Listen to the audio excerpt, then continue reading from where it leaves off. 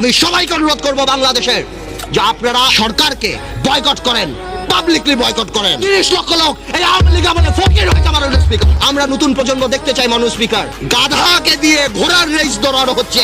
আমি জানি এই গাধা গন্তব্যে কোনোদিন পৌঁছাবে না।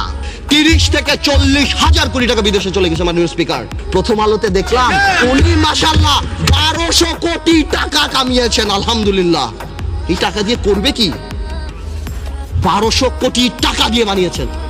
এই সমন্বয়হীনতার অভাব, বারবার যে কোনো কাজে ডিউ ডিলিজেন্স ছাড়া বিরোধী দলের উপরে আঙ্গুল উঠিয়ে দেওয়া আর শুধুমাত্র বলা এখানে করাপশন, এখানে করাপশন। যে সরকার আমাদের টেলিফোন যদি ট্যাপ করা হয়, আমরা জানতে চাই সেই দরবেশা সেই মুরিদদের টেলিফোন কেন ট্যাপ করা হয় না? যেই দেশের স্বরাষ্ট্র প্রতিমন্ত্রী শাহরুখ খানের কনসার্টে যে মাটিতে বসে, সেই দেশে কি হতে পারে? মান ইজ্জত কোথায় যায় আমাদের? নতুন প্রজন্মের রাজনীতিবিদ হিসাবে